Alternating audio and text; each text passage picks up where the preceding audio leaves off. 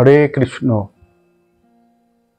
ব্যাস পূর্ণিমা, শ্রী শ্রী গুরু পূর্ণিমা মহামহোৎসব, আষাঢ় মাসের পূর্ণিমা, শ্রী শ্রী গুরু পূর্ণিমা। আমরা শ্রী গুরু মহিমা এবং গুরু পূর্ণিমা মহিমা বর্ণন এবং শ্রবণ করব। ওম অজ্ঞানতিমিরান্ধস্য জ্ঞানাঞ্জন শলাকয়া চক্ষুরুন্মিলিতং येन তস্मै শ্রী গুরুবে নমঃ। মূকং করোতি বাচালং পঙ্গুং লঙ্ঘয়তে গিরিম যৎকৃপাতমহং বন্দে শ্রী গুরু দীনতারণম পরমানন্দ মাধবম শ্রীকৃষ্ণ চৈতন্য পরমেশ্বরম। নমো বিষ্ণুপাদায় কৃষ্ণ পৃষ্ঠায় ভূতলে শ্রীমতে ভক্তিচারু স্বামিনীতি নামিনে। স্নিগ্ধচেতা সুপ্রণেতা ভাগ্মিনং চ রসাপ্লুতম প্রভুপাদো গত প্রাণা নৈমি ভক্তি চারুপদম। শ্রীল গুরু মহারাজ কি জয়। নমো বিষ্ণুপদায় কৃষ্ণ পৃষ্ঠায় ভূতলে শ্রীমতে ভক্তি বেদান্ত স্বামিনীতি নামিনে। নমস্তে সরস্বতী দেবে গৌরবাণী প্রচারিণে নির্বিশেষ শূন্যবাদী পাশ্চাত্য দেশ তারিণে। ছিল প্রভুপাদ কি জয়। আমার শিক্ষাগুরু ওং বিষ্ণুপাদ পরমহংস পরিব্রাজক আচার্য অষ্টোত্তর শত শ্রী শ্রী ত্রিদণ্ডী স্বামী জয় পতাকা স্বামী গুরু মহারাজ কি জয়। অনন্ত কোটি বৈষ্ণব বৃন্দ কি জয়। গুরু পূর্ণিমা যে মহত্ব, সেই মহত্ব হচ্ছে ব্যাসদেব বলেছেন তত্ত্বম সমানাৎ গুরু। গুরু তত্ত্বের ওপরে বা গুরু তত্ত্বের সমান কোনো তত্ত্ব নেই। কবির এক দোহায় বলেছেন, যে দোহার বঙ্গানুবাদ করলে বলা হয়, এই পৃথিবীর সমস্ত গাছ দিয়ে যদি কলম বানানো হয়, পৃথিবীর সপ্তসাগরের জল দিয়ে যদি কালি বানানো হয়, এবং পৃথিবীকে যদি পত্র বানানো হয়, সেই কলম, সপ্তসাগরের কালি এবং পৃথিবীর পুঁথিতে শ্রী গুরুদেবের মহিমা বর্ণন করা যাবে না। এছাড়াও আমাদের সকলকে মনে রাখতে হবে, গুরুতত্ত্ব, গুহ্য তত্ত্ব, যে তত্ত্ব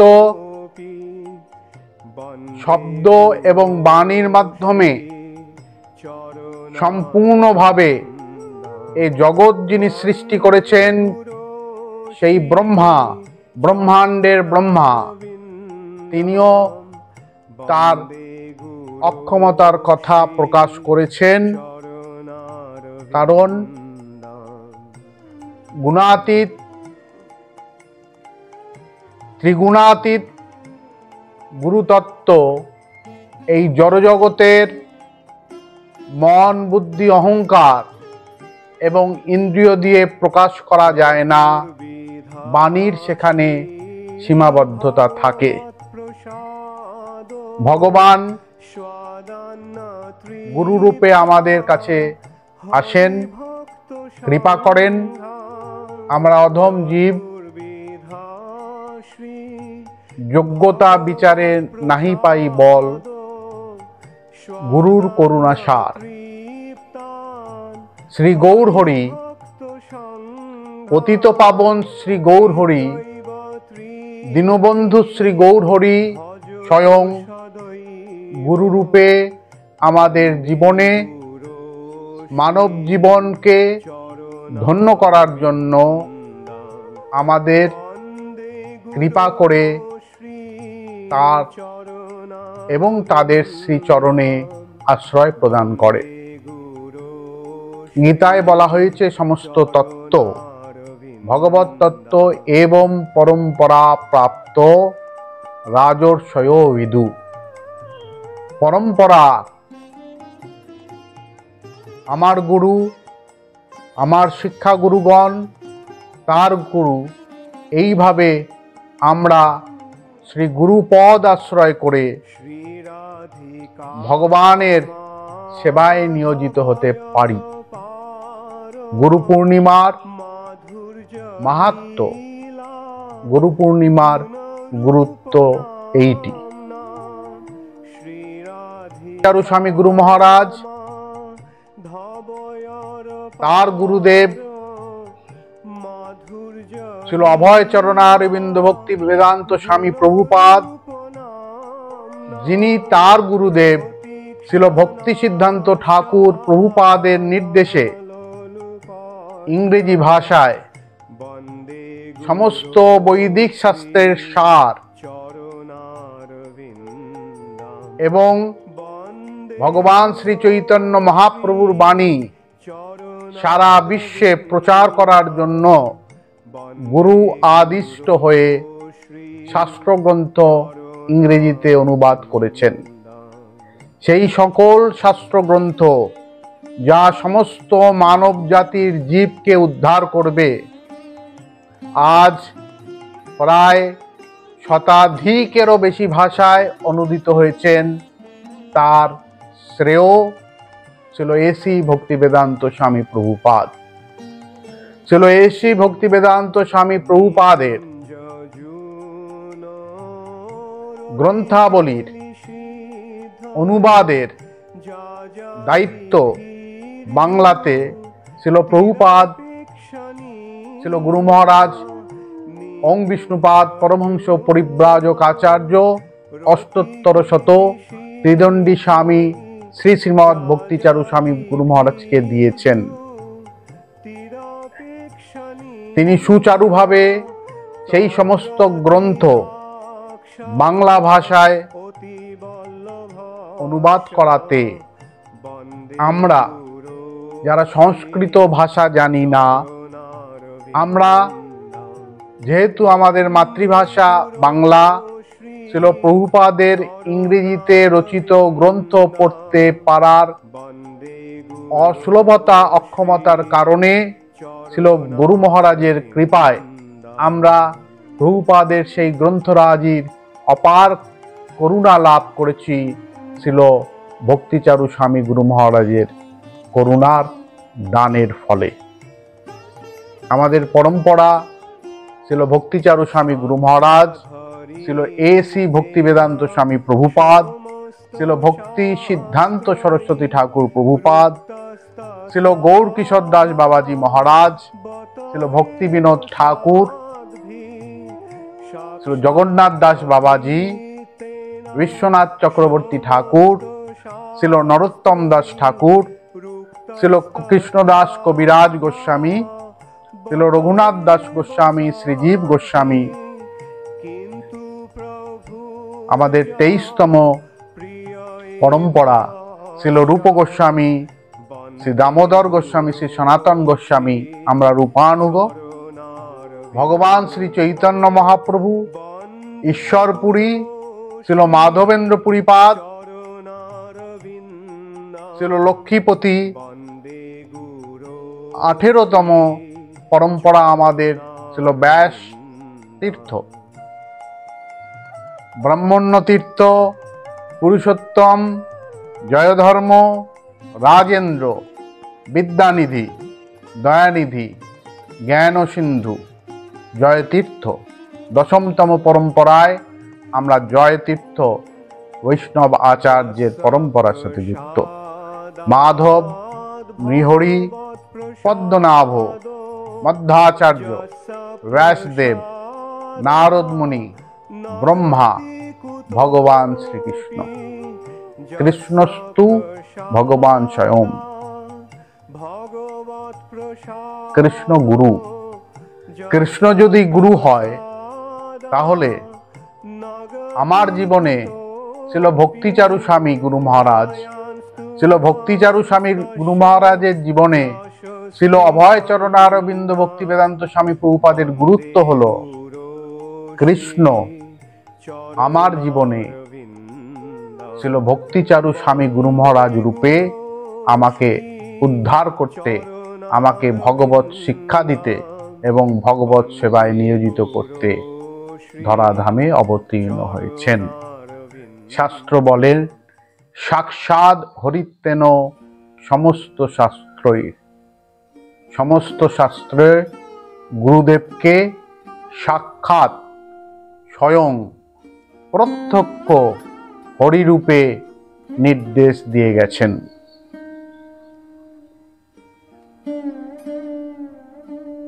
হরে কৃষ্ণ। শ্রী শ্রী গুরু পূর্ণিমার মহামহোৎসবে আমাদের সকল জীব যাদের যাদের গুরুকরণ হয়েছে তাদের নির্দিষ্ট কিছু কর্ম থাকে। সমস্ত শাস্ত্র বলেছেন গুরুই পূজ্য।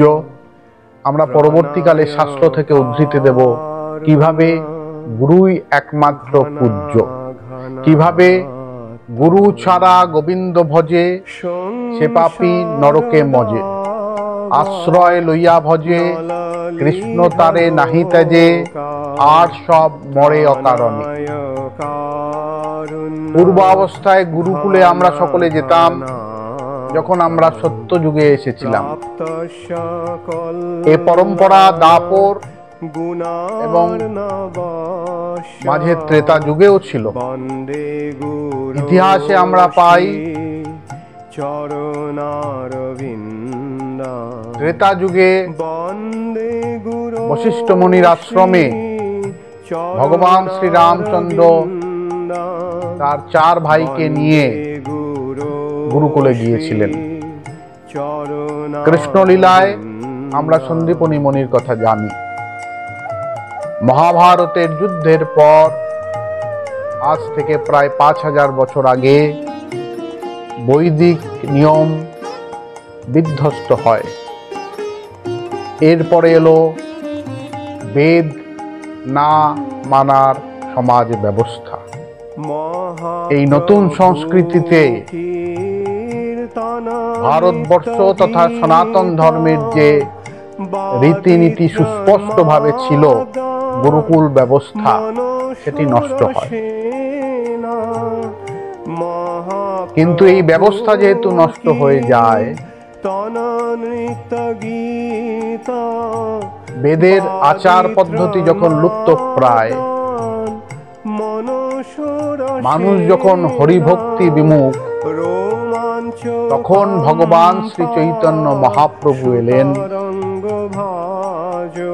সারা পৃথিবীতে গোলকের প্রেমধন হরিনাম সংকীর্তন, হরে কৃষ্ণ মহামন্ত্র দিয়ে যোগ্যতা না বুঝে জাতি ধর্ম বর্ণ নির্বিশেষে পাপী অপাপী, মান্য গণ্য, উপযুক্ত অনুপযুক্ত সকলকে হরিনাম করার অধিকার দিলেন।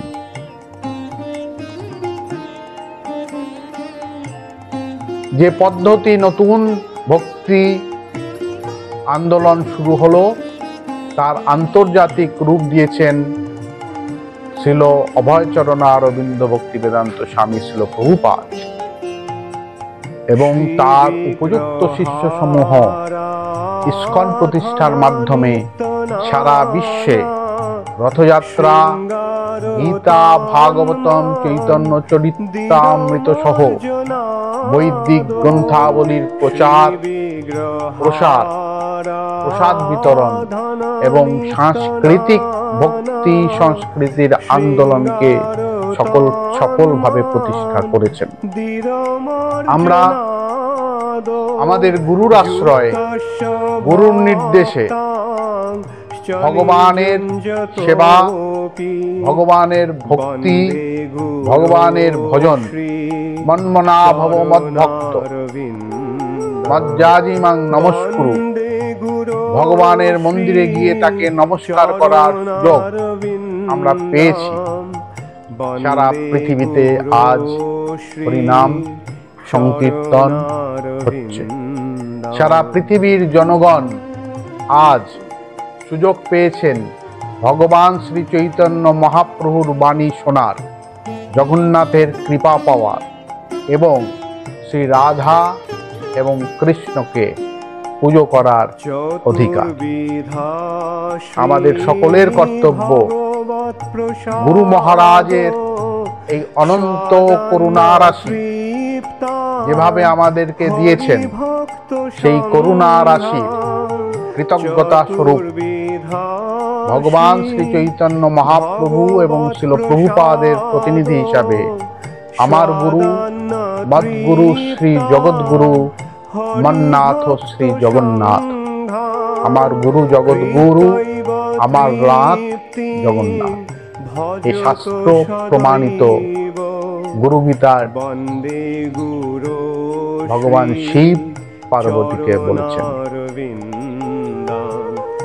গুরুর আসন, গুরুর ছায়া, গুরুর বস্ত্র, গুরুর খড়ম, গুরুর উপানাত, অর্থাৎ গুরু যদি চামড়ার জুতো ব্যবহার করেন তার নাম উপানাত।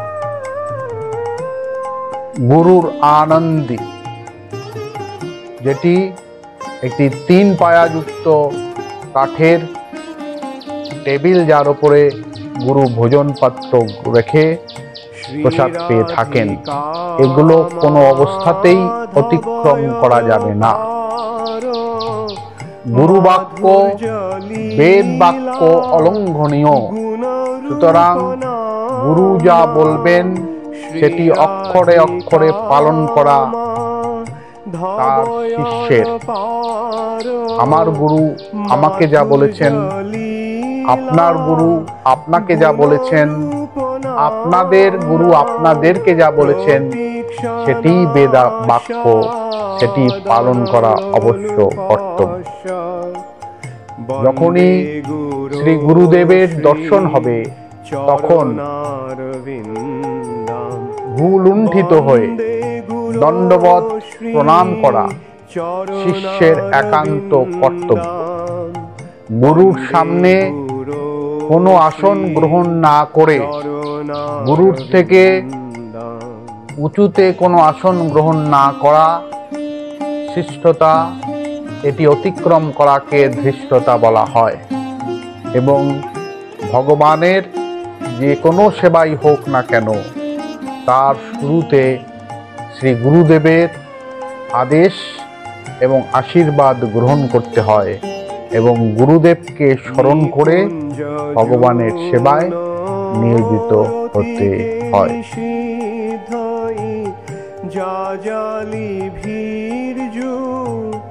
পিতা মাতার স্বীকৃতিতে এবং আমাদের পূর্বজন্মের অশেষ স্বীকৃতির কল্যাণে আমরা ভারতবর্ষে জন্মগ্রহণ করেছি।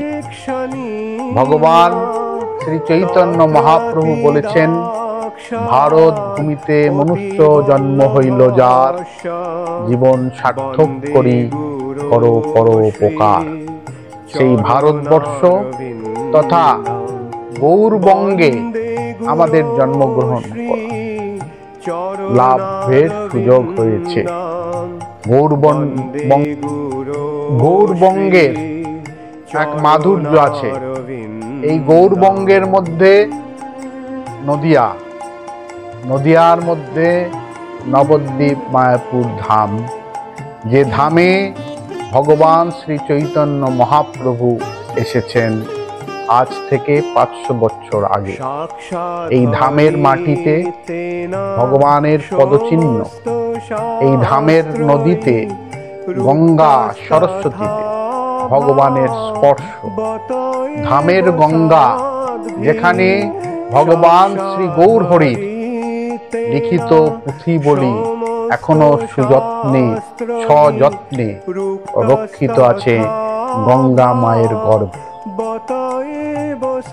এই গৌর বঙ্গের মহিমাতে আমরা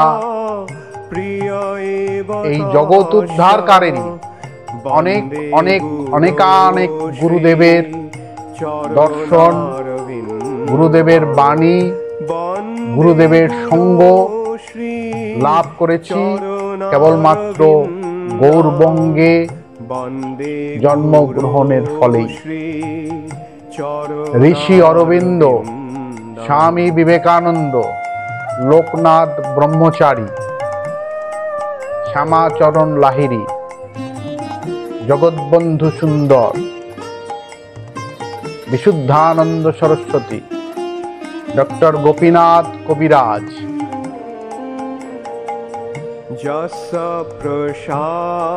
ছিল বিজয় কৃষ্ণ গোস্বামী, মধুসূদন সরস্বতী, শিবচন্দ্র বিদ্যার্ণব, অনন্ত তাদের মহিমা, অনন্ত তাদের কৃপা।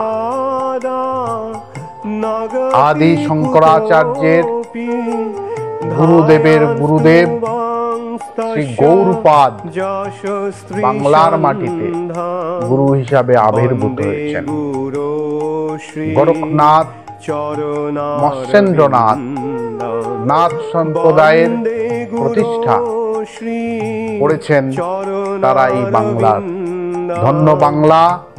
ভগবান শ্রী চৈতন্য মহাপ্রভু প্রায় সকল পার্ষদ এই বাংলায় আমাদেরকে উদ্ধার করার জন্য সেই সুযোগ আমাদের করে দিয়েছেন। সকলের শ্রীচরণে আমার শত শত দণ্ডবত প্রণাম এবং কৃতজ্ঞতা। অদ্বয় তারক উপনিষদে উল্লেখ আছে, গু শব্দর অর্থ অন্ধকার। এই অন্ধকারকে দূর করে রু শব্দ, অর্থাৎ আমাদের জীবনের কর্মজটিলতা এবং জগৎ সংসারের অন্ধকারকে একমাত্র গুরুই পারেন উদ্ধার করতে, এবং এই উদ্ধার যিনি করেন তিনি গুরুপদ বাচ্য রূপে প্রতিষ্ঠিত হন, গুরুপদ বাচ্য হন। গুরুই পরম ব্রহ্ম, গুরুই পরম গতি, গুরুই পরা বিদ্যা, গুরুই পরম আশ্রয়, গুরুই পরম উৎকর্ষ, গুরুই পরম ধন। যেহেতু তিনি ব্রহ্মের উপদেষ্টা, জীবকে ব্রহ্মের স্বরূপ দেন, জীবকে ব্রহ্মের সেবা অধিকার দেন, জীবকে ব্রহ্ম স্থানে প্রতিষ্ঠা করেন, তাই গুরুর গুরুত্ব ব্রহ্মের থেকেও বেশি হয়ে থাকে। আমরা গুরুকে সাধারণভাবে ভেবে মহাভুল তথা মহাপাপ করি। শাস্ত্রে আছে, গুরুতে নরমতি। গুরুকে যদি আমি আমার দেহ ধারণ করা, আমার দু হাত দু পা আছে, আমার জ্বর হয়, আমার রাগ হয়, আমার মোহ হয়, খিদা পায়, এই বিচার যদি আমি করি, আর অর্চিত বিগ্রহকে যদি শিলার বিগ্রহ মনে করি, তাহলে স্বপাষণ্ডী না রকি। গুরু সাধারণ ব্যক্তিত্ব নয়, তার প্রমাণ গুরুর কৃপায় রত্নাকর বাল্মীকি মুনি হন। তার প্রমাণ গুরুর কৃপায় জগাই মাধাই বৈষ্ণবে পরিণত হয়। তার প্রমাণ আমরা সাধারণ ব্যক্তিরা যাদের কোনো গুণ নেই, গুরুর কৃপায় হরে কৃষ্ণ মহামন্ত্র আমরা প্রাপ্ত হয়েছি, নতুন জীবন লাভ করেছি, নতুন নাম আমরা পেয়েছি এবং ভক্তি পথে ভক্তি আরাধনা করার জন্য ভগবান শ্রী গৌর হরি এবং রাধা কৃষ্ণকে ভজন করার জন্য অধিকার এবং ক্ষমতা পেয়েছি। এই অধিকার এবং ক্ষমতাকে সুরক্ষার সাথে বজায় রাখা সাধকের কর্তব্য এবং সেটি কেবলমাত্র গুরুর প্রতি শ্রদ্ধা, গুরুর প্রতি নিষ্ঠা, গুরুর বাক্যকে সেবা করা এবং গুরুর বাণীকে সেবা করা এবং জীবনের সমস্ত কিছু শ্রী গুরুদেবকে অর্পণ করাই হচ্ছে প্রত্যেকটি শিষ্যের কর্তব্য। গুরুতন্ত্রে লিখিত আছে, শাস্ত্রের লিখন আমাদের কাছে নির্দেশ, শাস্ত্রের লিখন আমাদের শিক্ষা। ন গুরু অধিকং শাস্ত্রং, ন গুরু অধিকং তপ, ন গুরু অধিক মন্ত্র, ন গুরু অধিকং ফলম। অর্থাৎ গুরুর অধিক শাস্ত্র নাই, গুরুর অধিক তপস্যা নাই, গুরুর অধিক মন্ত্র নাই, গুরুর অধিক ফল নাই। ন গুরু অধিকং দেবী, ন গুরু অধিকং শিব, ন গুরু অধিকং মূর্তি, গুরুর অধিকং জপম। গুরুর অধিক দেবী নেই, গুরুর অধিক শিব নেই, গুরুর অধিক কোনো মূর্তির অবস্থান নেই, গুরুর অধিক জপ নেই। সেই শাস্ত্রেই বলা হয়েছে গুরুর গ উচ্চারণ মাত্রই ব্রহ্মহত্যাদি পাপ নষ্ট হয়। উকারে সমস্ত জন্মের পাপ নষ্ট হয়। রেফ উচ্চারণ মাত্রেণ উকারোচ্চারণাৎ পুনঃ বিসর্গ উচ্চারণাং কোটি জন্ম পাতং হরে। অর্থাৎ রেফ উচ্চারণ পুনরায়, উকার বিসর্গ উচ্চারণ, রয়রস্যু বিসর্গ, কোটি জন্মজাত পাতক নষ্ট হয়। তাই শাস্ত্রে বলা হয়েছে গুরু কৃপা হি কেবলম। ওম তৎসৎ। এক্ষেত্রে একটি কথা আমাদের বিশেষভাবে স্মরণ রাখা উচিত। হরিভক্তি বিলাসে উল্লেখ করা হয়েছে গুরুর নাম কেবলমাত্র বলা যাবে না, গুরুর আগে এবং গুরুর নামের পেছনে উপাধিযুক্ত নামই কেবলমাত্র শিষ্য বলতে পারে। তাই শিষ্যদের কর্তব্য গুরুর ঈশ্বর প্রদত্ত নাম আমাদের মুখে উচ্চারিত হবে। ওম বিষ্ণুপাদ পরমহংস পরিব্রাজক আচার্য শ্রী শ্রীমৎ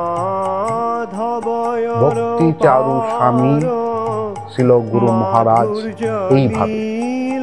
শিল প্রভুপাদ কি জয়, শ্রী গুরু পূর্ণিমা কি জয়, অনন্ত কোটি বৈষ্ণব বৃন্দ কি জয়। হরে কৃষ্ণ।